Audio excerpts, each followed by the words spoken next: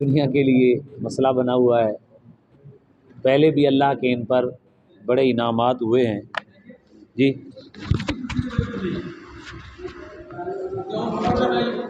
چلو کل سے انشاءاللہ بھی کریں گے اس طرح کا، اس سسٹم پھر سامنے آپ تشریف فرمائیں، کل سے کریں گے انشاءاللہ۔ بنی اسرائیل جو قوم ہے ان کا دین 2 دفعہ منسوخ ہو چکا ہے۔ پہلی دفعہ عیسیٰ علیہ السلام نے کیا، دوسری مرتبہ ہمارے دین کے آنے پر ان کا دین منسوخ ہو گیا۔ یہ بڑی پرانی قوم ہے اور ان کو اللہ رب العزت نے انعامات سے بھی نوازا، اور ان کی قوم سے کثرت سے اللہ نے انبیاء کو پیدا فرمایا۔ یہ ابراہیم علیہ السلام کی اولاد میں سے ہیں، اسحاق علیہ السلام کی اولاد سے ہیں۔ جس طرح کہ قریش اور کنانہ جو 2 قبیلے ہیں وہ حضرت اسماعیل علیہ السلام کی اولاد سے ہیں، جو نبی علیہ السلام جس کنبے سے تشریف لائے، یہ بھی اسی طرح ہیں۔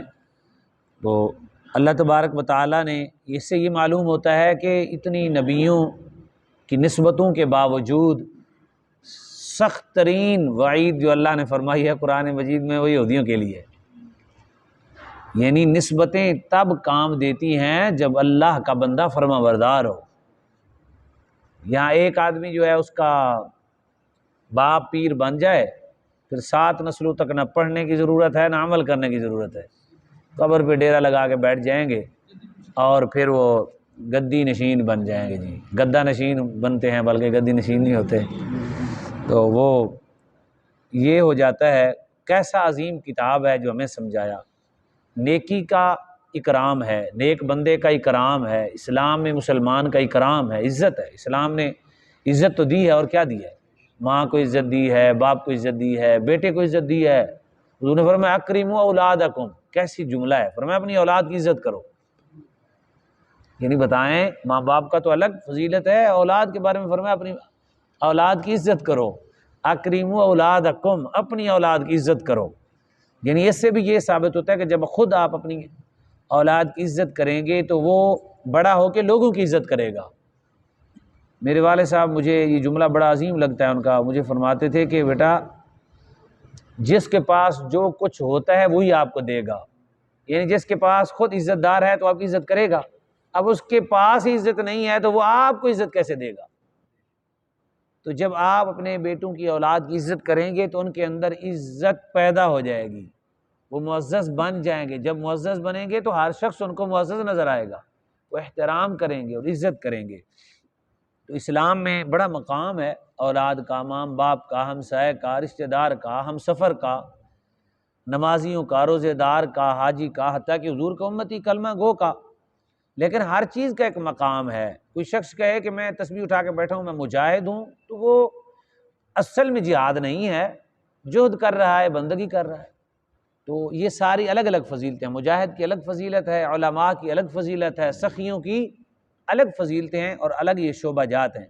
اور اللہ کا جو ولی ہے جس نے امت امام الانبیاء صلی اللہ علیہ وسلم کی امت کی روحانیت پہ بیعت لینی ہے، اس کا کام نماز، روزہ، زکوٰۃ تو یہ تو ویسے بھی مولوی بنا لیتے ہیں، اس کا کام ہوتا ہے اندر کے قلب کو صاف کرنا۔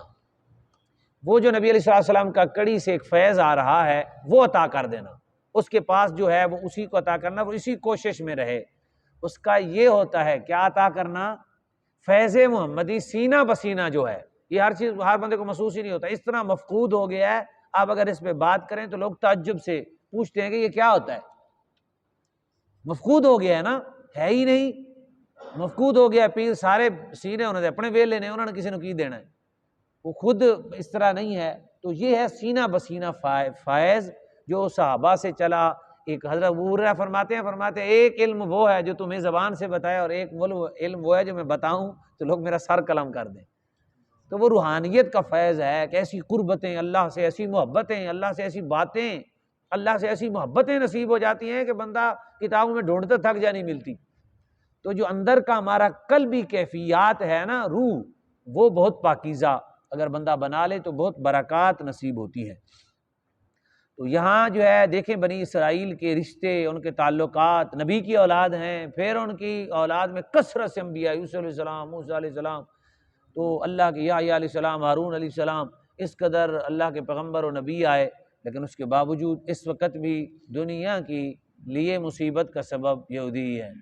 اس وقت قتل و غارت دنیا میں جتنا ہو رہی ہے اور فرقہ واریت جتنا پھیل رہی ہے، جتنا لوگوں پہ ظلم و تشدد ہو رہا ہے، معاشی قتل کیا جا رہا ہے، معاش کو اور معاشرت کو تباہ و برباد اور ہلاک کیا جا رہا ہے، تمام کے تمام اسباب وہی ہیں کہ ان کے ہاتھ میں کچھ آ گیا، چند لوگ ہیں اور وہ اسی طرح کر رہے ہیں۔ اللہ تعالیٰ مسلمانوں کو اس طرح کے شکنجے سے نجات عطا فرمائے۔ یہ ہم نے کل جو آیہ کریمہ پڑھی تھی، اس سے اگلے والی آیہ مبارکہ ہے 50 آیہ مبارکہ ہے۔ اللہ رب العزت نے فرمایا وَإِذْ فَرَقْنَا، وَإِذْ فَرَقْنَا، ہم مل کے پڑھ لیتے ہیں وَإِذْ فَرَقْنَا۔ یہ لفظ ہے بیکم، لیکن ملانے کے لیے بیکم البحر ہے وہی کم، کاکما کم، بی وہی ہے ہمارا رفع ساتھ کسر الاستمرار رفع جا رہا۔ وَإِذْ فَرَقْنَا بِكُمُ الْبَحْرَ فَأَنْجَيْنَاكُمْ وَأَغْرَقْنَا آلَ فِرْعَوْنَ وَأَنْتُمْ تَنْظُرُونَ۔ جناب یہ فرقنا، یہ ہم خود لفظ فلاں کے فلاں کے درمیان فرق ہے، وہی فرقنا لفظ ہے ہمارا، اور انجینا نجات کا لفظ ہم خود استعمال کرتے ہیں، اغرقنا فلاں غرق ہو گیا، تنظرون نظر کرنا دیکھنا، یہ سارے لفظ ہمارے اردو میں استعمال ہوتے ہیں۔ تو یہاں ہے فرقنا کا معنی ہوتا ہے کسی سے ٹکڑا الگ ہو جانا، پھاڑ دینا، الگ کر لینا۔ فرقہ کو فرقہ واریت اس کو نہیں کہتے کہ کوئی سچ بیان کر رہا ہو، فرقہ واریت اس کو کہتے ہیں کہ بڑی جماعت سے چھوٹی جماعت نکل کے کہے کہ تم غلط ہو، جس طرح کہ اس وقت اہل سنت سے بڑی شاخیں نکلی ہوئی ہیں، بہت زیادہ اہل سنت سے نکل کر اور اہل سنت کی مخالفت کر رہے ہیں، اور وہ کہتے کیا ہیں کہ یہ لوگ فرقہ واریت پھیلا رہے ہیں۔ فرقہ واریت کہتے اسے ہیں کہ جماعت سے ٹکڑا ایک الگ ہو جانا، اس کو کہتے ہیں، بھلے وہ حقیقت میں سچ پر ہوں لیکن وہ اس فرقے کے بٹنے سے گمراہ ہو جائیں گے، یعنی اگرچہ وہ قرآن حدیث صحیح بیان کر رہے ہوں لیکن وہ اس وجہ سے جو بڑی جماعت سے ہٹے۔ نبی علیہ السلام کی حدیثیں متعدد ہیں، اور بعض حدیث میں ہے کہ نبی کریم صلی اللہ علیہ وسلم نے فرمایا حبل، اللہ کی رسی سے مراد پہلی ہے ہی یہی، پہلے جماعت میں ملو پھر قرآن کی رسی کو پکڑو، یعنی حبل سے مراد، عبداللہ بن مسعود نے کہا، لوگوں سے پوچھا صحابہ سے، فرمایا حبل سے مراد کیا ہے؟ تو انہوں نے پوچھا کیا ہے؟ آپ نے فرمایا حبل سے مراد جماعت ہے، مسلمانوں کی سب سے بڑی جماعت کے ساتھ رہو، جو سب سے بڑی جماعت اس وقت بھی دنیا میں اہل سنت سب سے بڑی جماعت ہے۔ تو فرقنا، اب فرقہ سے آپ کو پتہ چل گیا فرقہ کس کو کہتے ہیں، لیکن یہاں کیونکہ انتشار ہے، اور فرقہ واریت کس کو کہتے ہیں جب علمی بحث ہو رہی ہو، ایک تو ہے اس کو کہتے ہیں انتہا پسندی، ایک اپنی پسند کی انتہا کو چلے جانا، اور ایک ہے کہ اگر دلائل ایک دوسرے کو دے رہے ہیں علمی ہیں تو وہ فرقہ واریت نہیں ہے۔ فرقہ واریت یہ ہے کہ وہ بڑی جماعت سے ہٹ گیا اگرچہ حق پر ہے، لیکن وہ کبھی نہ کبھی، کیونکہ اتنی بڑی گھر میں ایک بیٹا حق پر ہو، وہ پوری فیملی ماں باپ مائی سے ہٹ جائے تو کیا وہ اچھا کرے گا؟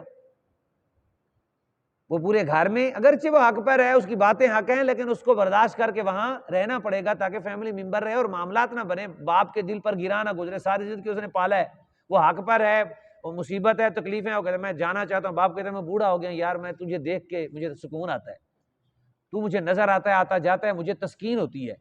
اور اس طرح ایک کاروبار چل رہا ہے، تو اس میں بہت بڑا کاروبار ہے، اور اس میں سے ایک آدمی اگر نکلتا ہے تو کاروبار پہ بڑا مسئلہ بنتا ہے، تو وہ ایک جو نکل رہا ہے وہ فرقہ ہے، وہ چھوٹا ٹکڑا، یعنی پھاڑ دینا۔ ادھر کیا ہے وَإِذْ فَرَقْنَا، اور جب ہم نے پھاڑ دیا، بِكُمْ یا با معنی کے لیے ہے، میں نے کہا نا سب کا معنی ایک دوسرے کے معنی میں استعمال ہوتے ہیں، تو یہاں با لام کے معنی میں استعمال ہو رہا ہے، تمہارے لیے، کس کے لیے؟ جب ہم نے پھاڑ دیا، فرقتو فرقنا، فرقتو فرقنا، جب ہم نے پھاڑ دیا تمہارے لیے، بحر کس کو؟ دریا کو، بحر کو، فَأَنْجَيْنَا، تو ہم نے نجات، انجیتو انجینا، تو ہم نے، فا مانے تو، ہم نے نجات دی، کم تمہیں، وَأَغْرَقْنَا، اغرقتو اغرقنا، جسے فرقتو فرقنا، انجیتو انجینا، اغرقنا، اور ہم نے غرق کیا، آل فرعون، فرعون کی آل کو۔ اب اللہ جانتا ہے اس کا جو ترجمہ